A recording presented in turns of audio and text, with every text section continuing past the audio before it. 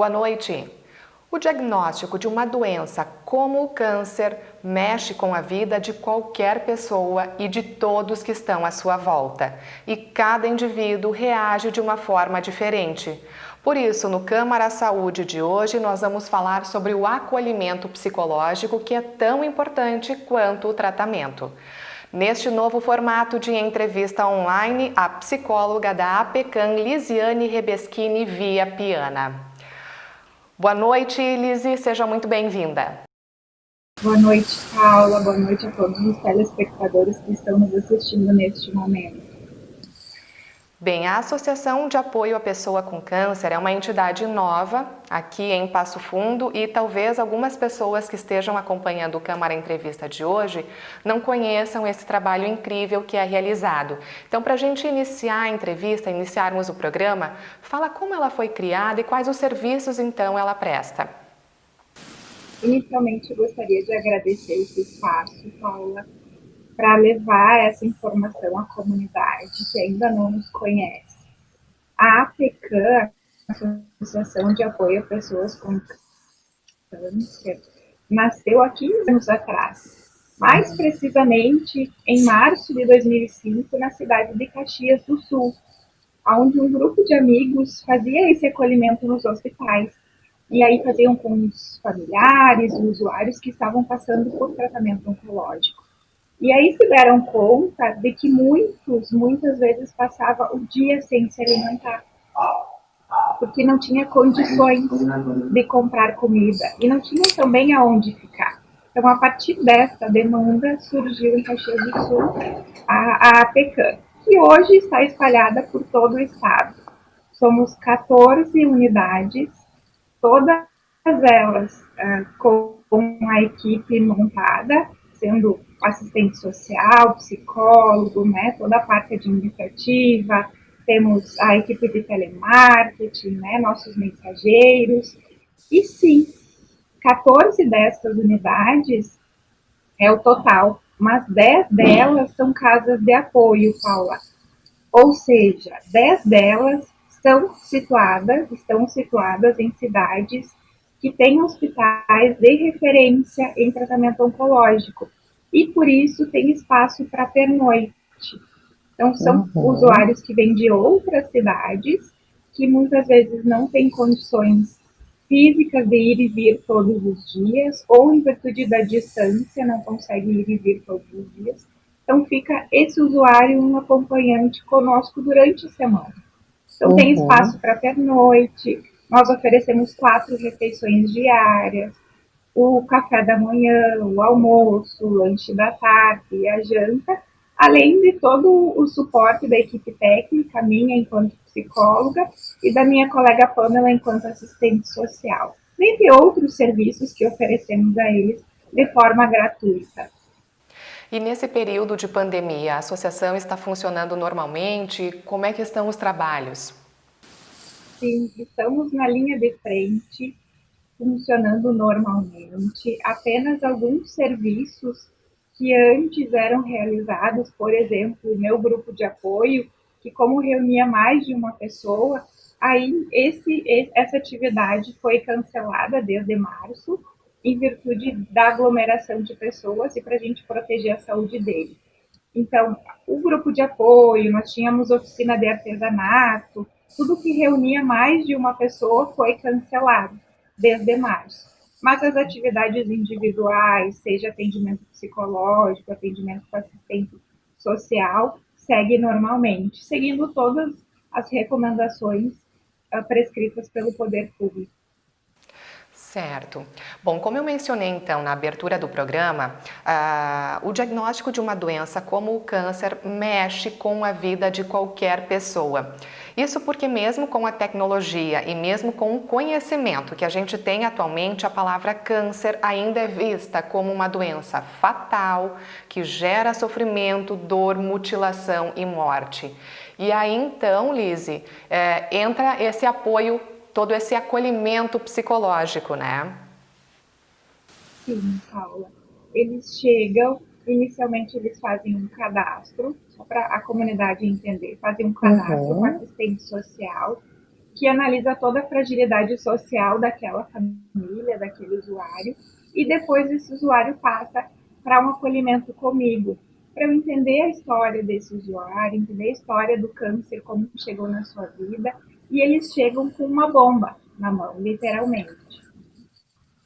Sendo o diagnóstico recente, sendo muitas vezes já de alguns meses, porque eles não chegam muitas vezes na sequência. Né? Então, esse acolhimento é fundamental para eles poderem olhar o que eles estão vivendo nesse momento, o que vai acontecer com eles, que tem uma doença que precisa ser tratada e tem uma vida que precisa ser vivida junto, não somente vivida a doença, mas tem uma vida junto que precisa ser vivida. Uhum. Bem, então esse acolhimento psicológico, ele deve iniciar em que momento? Você disse então que após o diagnóstico, após o cadastro então na APECAM, na Casa de Apoio, enfim, eles chegam até você. Mas qual seria o momento ideal então de iniciar um acompanhamento psicológico para que aí sim influencie, né? A gente sabe que ele acaba influenciando positivamente no tratamento, inclusive. Sim. O quanto antes, eu costumo dizer, Paula, que quando nós temos um sofrimento, é a hora de buscar ajuda. Seja ele que advindo de uma doença, seja vindo de questões pessoais, né? De uma forma geral. O câncer em específico, quando recebe o diagnóstico, seria importante já ter um profissional nesse momento, né? Para ver como esse usuário está sentindo, recebendo esse diagnóstico, o que, que ele acha que vai acontecer com ele, né? Então, quanto antes, melhor. Lá na PECAM, às vezes não chega, né, logo depois que recebeu o diagnóstico, chega alguns meses depois, mas que mesmo assim consegue-se fazer um trabalho com esse usuário de entendimento, de clareza, de aprendizado. Muitos, a partir desse atendimento, conseguem aprender o que era antes da sua vida e o que passou a ser agora, muitas questões positivas que vieram a partir desse diagnóstico, né? A família se aproximando, né? Questões que precisavam ser resolvidas e que antes não era possível, e aí a partir dessa iminência, dessa bomba, né? Da finitude, pôde sim aí poder fazer esse movimento de resolver as questões internas. Uhum. E essas consultas, essas conversas, elas ocorrem com que frequência, digamos assim? Quanto tempo elas duram? É de cada paciente? Como é que você avalia isso, Lise? É avaliado, Paula, individualmente, dependendo do sofrimento que se apresenta, dependendo muitas vezes, por exemplo, o usuário não tem condições de vir até a unidade, até a casa de apoio, em virtude de estar muito fragilizado. Então, a gente não expõe ele a esse risco. Então, a gente faz o atendimento, eu faço o atendimento, faço nós, eu digo nós, porque tem a minha colega assistente social que faz a parte dela também, mas eu faço esse atendimento muitas vezes com quem cuida, com quem está na rede de apoio, que indiretamente vai levar também esse acolhimento a esse usuário. O tempo é determinado conforme a melhora, é conforme a resposta que aquele usuário vai dando nesse acompanhamento que vai tendo, aí a gente vai espaçando o tempo que a gente se vê, digamos assim, e aí até é bom, aí ele passa a participar do grupo de apoio, por exemplo, que nesse momento não está acontecendo. Então, fortalecemos ele individualmente e aí ele passa a participar de atividades em grupo. Né? O grupo de apoio também, quem pode participar precisa ter uma avaliação minha, até para que venha contribuir com esse grupo, né? Se fortalecer, fazer vínculos, dividir experiências, mas para que isso aconteça antes, precisa desse acompanhamento individual.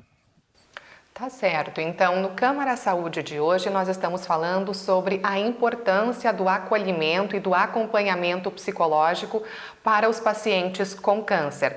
Esse trabalho todo é prestado de forma gratuita, então, pela APECAM aqui em Passo Fundo. A gente vai para um rápido intervalo e retorna em seguidinha.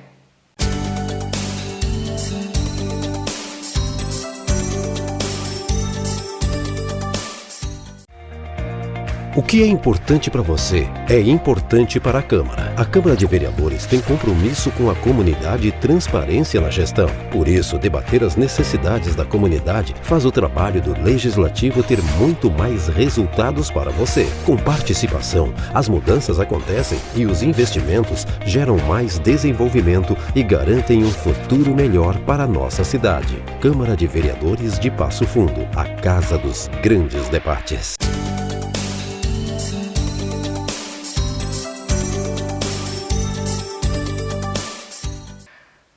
Câmara Saúde está de volta e nesta noite nós estamos enfocando a importância do acolhimento psicológico para os pacientes diagnosticados com câncer e, claro, também toda a rede de apoio, toda a família que o cerca este paciente.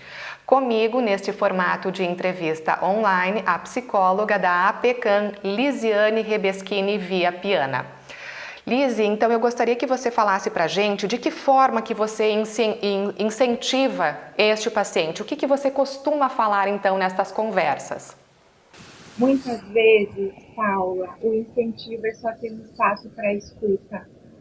O que eu costumo vivenciar dia a dia ali na FECAM é que eles muitas vezes não falam para a família para não chatear, para não preocupar. Então, ter aquele espaço para falar sobre suas dores, seus sofrimentos, já é um incentivo. Né? No final da sessão, eles me dizem, eu estou 100 quilos a menos. Então, para mim, fica mais leve, né? isso já é o maior incentivador, porque muitas vezes, muitos têm as suas opiniões, mas ninguém consegue escutá-los. Né? E esse é o grande desafio, é poder escutar aquilo que é doído, é poder escutar aquilo muitas vezes que fala sobre a finitude, sobre a morte, sobre o morrer, que é difícil. E é difícil falar. Então, ter esse espaço resguardado enquanto sigilo profissional, ético, é o que motiva eles a, bom, ali é um espaço seguro. Então, eu posso falar tudo o que eu quiser, tudo que está me doendo, que não vou machucar ninguém. Exatamente, muitas pessoas têm esse receio, né, de comentar com a família, para também não ficar vitimizada e não fragilizar mais ainda a família, né? Sim, e muitas vezes a família não consegue ter essa escuta de que é uma angústia que se apresenta em virtude desse diagnóstico. Uhum. Que hoje nós temos os tratamentos, a tecnologia extremamente avançada do que muito tempo atrás, mas que ainda gera muitos tabus e fantasmas relacionados a isso. Então é importante sim falar com a família, mas percebo a minha experiência própria que a grande maioria não consegue falar sobre estes assuntos com a sua família, por mais próxima que seja. Né? Então ter esse espaço de cuidado, de zelo, de carinho, né? De que, bom, estamos juntos nesse tratamento, não está mais sozinha, e pode contar conosco nessa caminhada, seja ela difícil, mais fácil, mas que nós estamos juntos, né, nessa trajetória. Já que a gente está falando da família nesse momento, eu gostaria também que você falasse sobre esse acompanhamento nesta rede. A gente já deu uma pincelada, né, no bloco anterior, mas muitas vezes os familiares acabam sofrendo até mais que o próprio paciente pelo medo da perda, pela angústia do tratamento, enfim. Então, o familiar também está muito vulnerável, também está muito frágil nesse momento. Sim.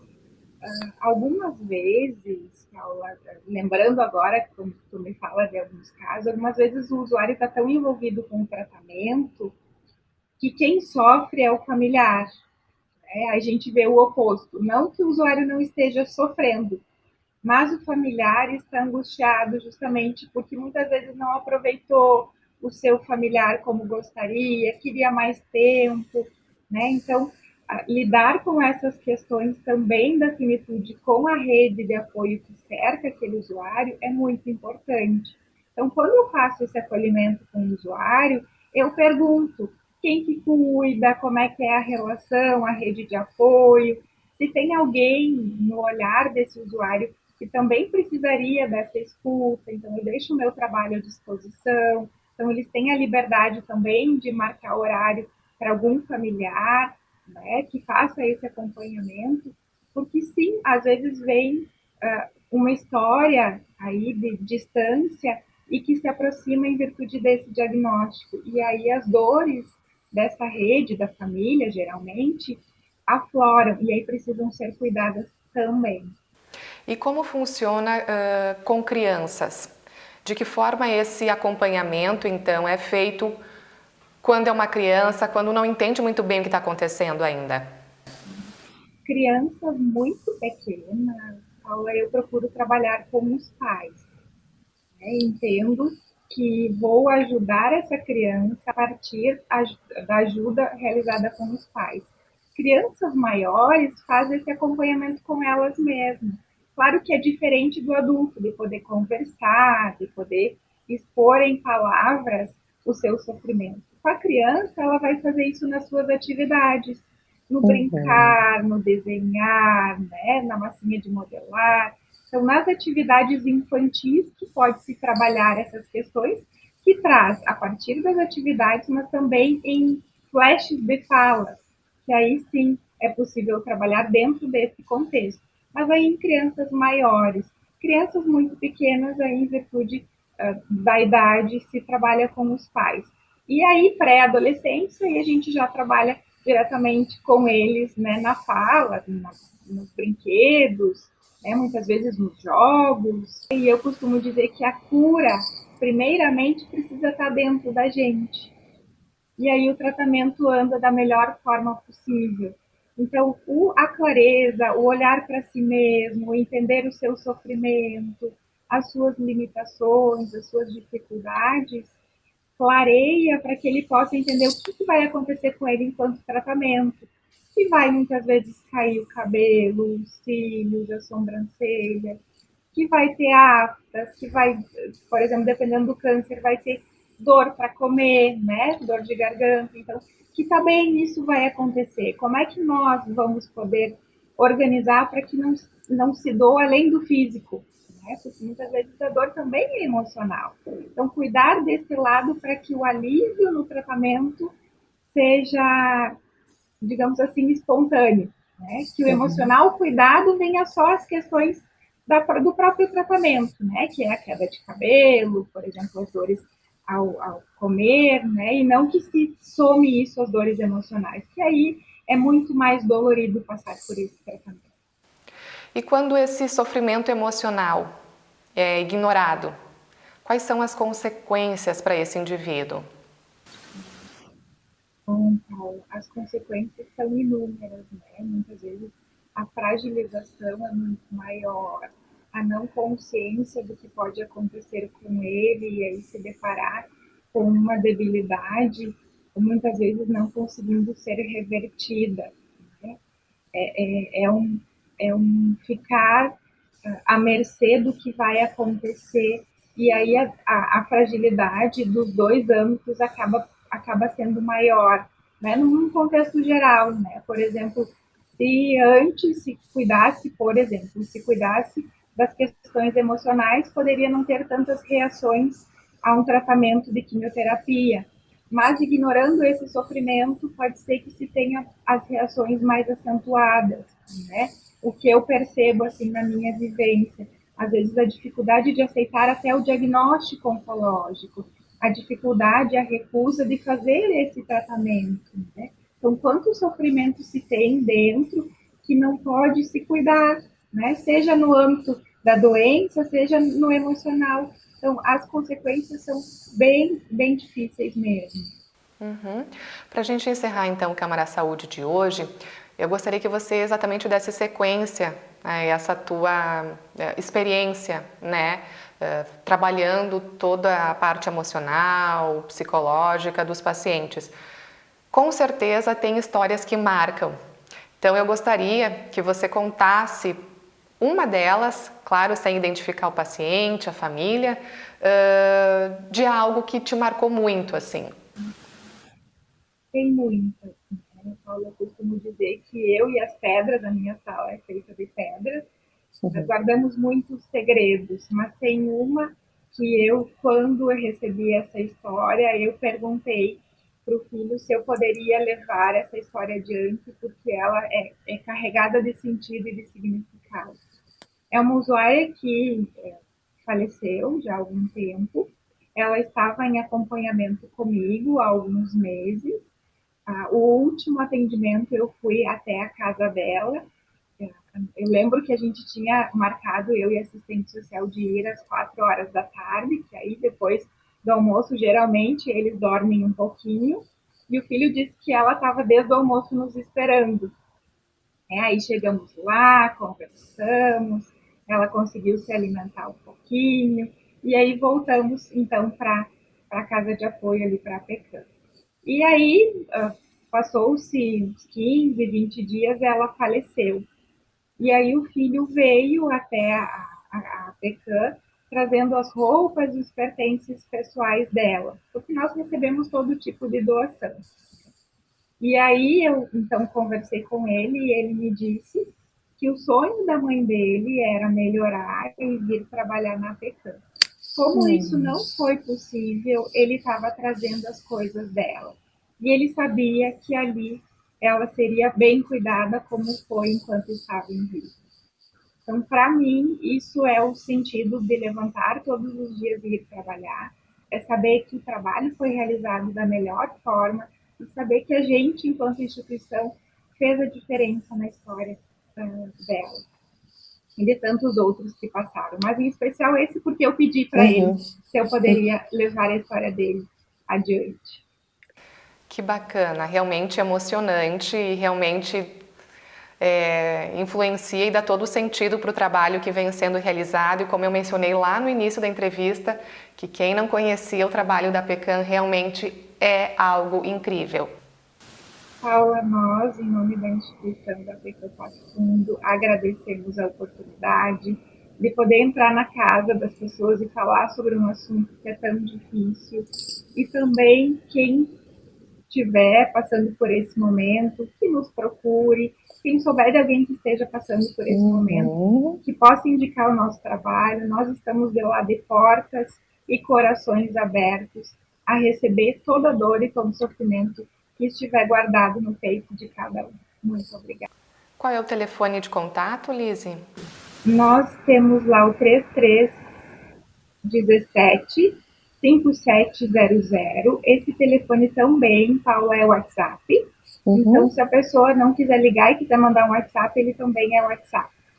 Tá bem. Obrigada mais uma vez, uma ótima noite. Obrigada. Obrigada também a você que acompanhou o Câmara Saúde de hoje. Nós temos um novo encontro na próxima semana. Uma ótima noite e até lá!